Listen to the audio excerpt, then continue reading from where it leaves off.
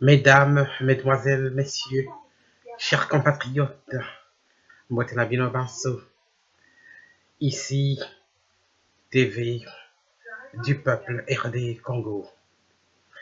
Eh bien, le but de notre chaîne, c'est de pouvoir partager les différentes informations sensibles rencontrées sur les réseaux sociaux.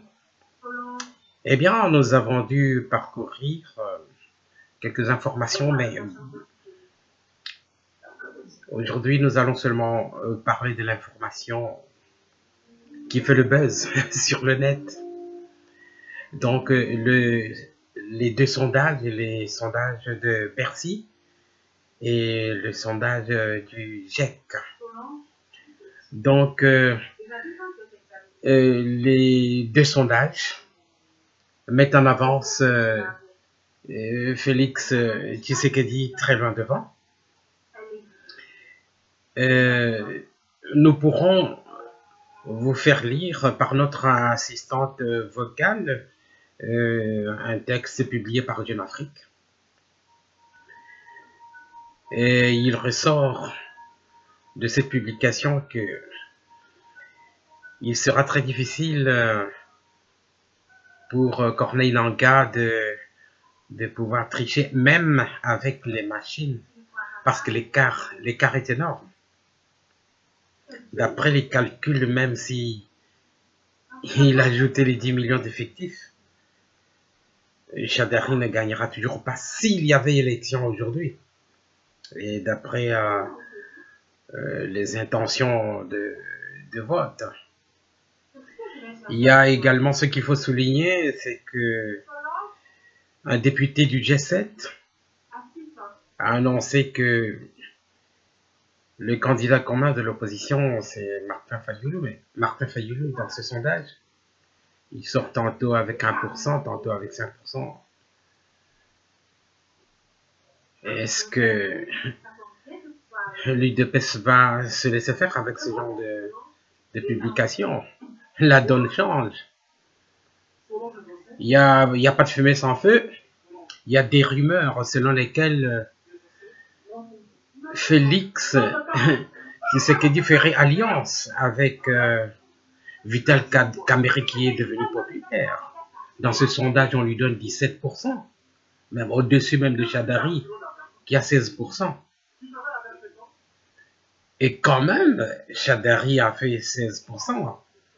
Nous ne pensons pas que si c'était Kabila lui-même, que dans ce sondage, Kabila lui-même ferait 2%. C'est du fait peut-être que Chadari est congolais, parce que nous savons tous que bon, le pays est dirigé par une imposture, par des gens qui sont venus de Tanzanie. Eh bien, ce n'est pas là. Notre but, c'est de simplement partager. Eh bien, nous vous laissons écouter la lecture de notre assistant vocal. Merci. Un sondage contesté par le camp Kabila donne Félix Tshisekedi favori. 30 octobre 2018 à 22h37 par Trésor Kibangula. Mis à jour le 31 octobre 2018 à 23h55. Les résultats du nouveau sondage du groupe d'études sur le Congo. GIEC, rendu public ce mardi 30 octobre, place l'opposant Félix Tshisekedi loin devant Emmanuel Ramazani Shadary, dont l'entourage dénonce une volonté de conditionner l'électorat, au point d'influer sur le choix du candidat unique de l'opposition. Est-ce cette fulgurante percée de Félix Tshisekedi qui l'a incité à violer l'embargo? Toujours est-il que c'est un diplomate. Selon nos informations, qui a partagé le contenu du nouveau sondage du groupe d'études sur le Congo, GIEC, à la veille de la date prévue pour sa divulgation mercredi 31 octobre. Dès ce mardi, en effet, ce document de 16 pages circulait déjà sur WhatsApp, obligeant ses auteurs à le rendre public avant l'heure. Réalisé entre le 29 septembre et le 15 octobre 2018 auprès de 1179 personnes âgées de 18 ans et plus. répartis dans les 26 provinces du pays.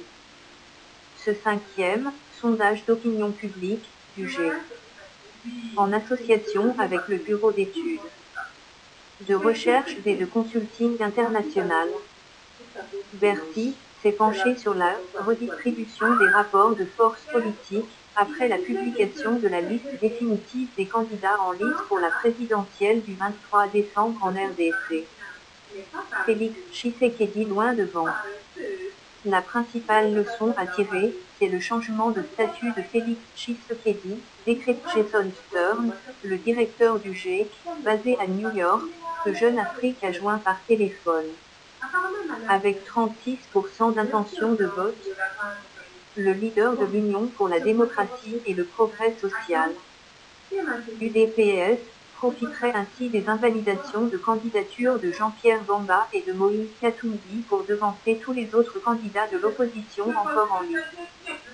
Vital Kamerhe, 17%, Martin Fayulu, 8% et Freddy Matungulu, 5%. Mais ce n'est pas tout.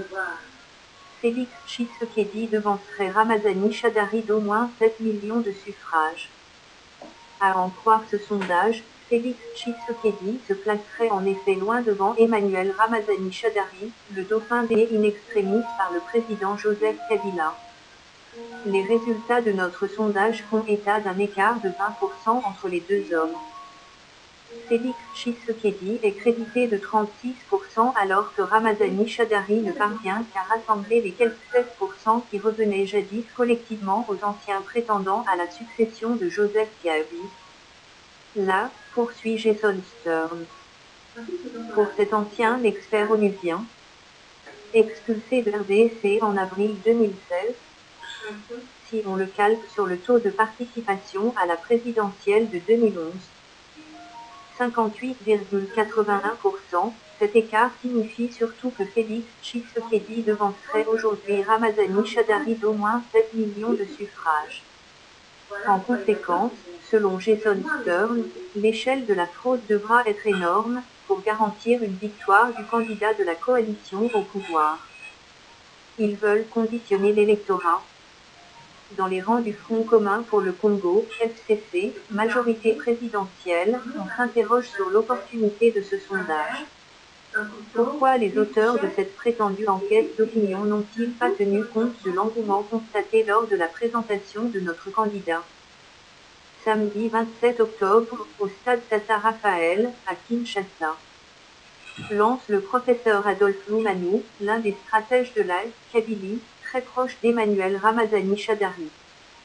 Au FCC, nous ne croyons pas à cette mise en scène concoctée depuis l'étranger. Pour celui qui est aussi l'un des vice-présidents du Conseil national de suivi de l'accord de la Saint-Sylvestre, CNSA, ce sondage n'est qu'une façon de préparer l'opinion. Ils veulent conditionner l'électorat, mais ça ne marchera pas.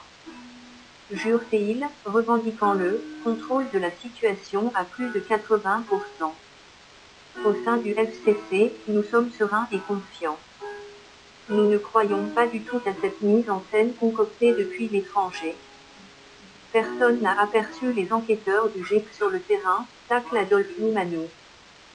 Les répondants ont été recrutés à partir d'une liste de 2000 numéros de téléphone cellulaire obtenus lors du sondage de Bercy/GIEC de 2016, réalisé à leur domicile, à l'échelle nationale, dans plus de 400 sites d'enquête urbains et ruraux. Les interviews ont été téléchargées directement sur un serveur hébergé à distance par le site web ona.io, accessible à tous les partenaires en temps réel, répondront par avance dans le rapport. Adieu candidat unique de l'opposition. Au sein de l'opposition, le résultat engrangé par Félix Tshisekedi en termes d'intention de vote risque de compliquer davantage le choix d'un candidat unique, analyse Jason Stern. En tout cas, cela ne va pas aider, estime-t-il, craignant que le fils de l'opposant historique, fort de ses 36%, soit incité à faire cavalier seul, considérant qu'il n'a besoin de personne pour l'emporter lors d'un scrutin à un tour. Et pourtant, dans l'est du pays, Vital Kamerhe consolide sa position auprès des électeurs du Nord Kivu, du Sud Kivu et de l'ex-province orientale. De son côté, Martin Fayulu fait une percée significative dans l'ancienne province du Bandundu. L'écartement de BMBA et Katuumbi a permis à Martin Fayulu d'émerger comme le candidat favori au Bandundu. Fachi 13 au Katanga et Équateur, et Vital Cameron a consolidé sa position dans les Kivus et la province orientale. 16h20, 30 informations sur les publicités Twitter et confidentialité. Dans l'entourage de Félix Tshisekedi, les choses sont désormais claires. Ce sondage va permettre à chacun des candidats en lice de se regarder dans le miroir et il nous aidera dans le choix du candidat unique de l'opposition. Soutient Peter Kazadi, directeur de cabinet adjoint du chef de l'UDPS. À ses yeux, les résultats de cette enquête d'opinion de GEC et de Bercy reflètent la réalité sociopolitique du pays. Il démontre que la population considère l'UDPS comme l'alternative. La population verrait ainsi d'un mauvais œil que quelqu'un d'autre que Félix Tshisekedi soit désigné comme candidat unique de l'opposition, car cela risquerait de nous conduire à l'échec. Katuumbi, Kabila, Seni.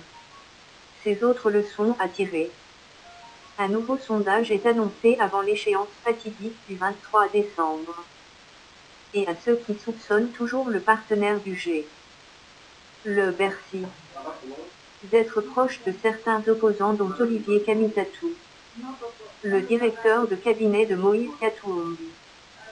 Le GEC estime que ces accusations ne sont pas fondées et que des garde-fous ont été pris pour assurer la transparence et garantir la crédibilité de son enquête, notamment par le recrutement de consultants indépendants qui publiaient leurs résultats directement dans le cloud. Une autre société de sondage indépendante sera à l'avenir associée à cette démarche pour écarter toute suspicion, promet Jason Stern. Dernier enseignement du sondage.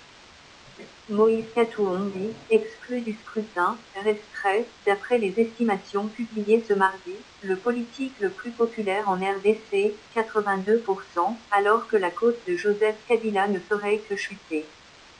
Ainsi, 76% des personnes interrogées se font une mauvaise opinion du président sortant. Idem pour Corneille Nangaa, le président de la Commission électorale nationale indépendante. Seni, sachant Chou, une majorité des répondants. 64%. Mesdames, mesdemoiselles, messieurs, c'est fini pour ce soir. À demain. C'est votre serviteur Étienne Symphorien, Kalala Mbalandri.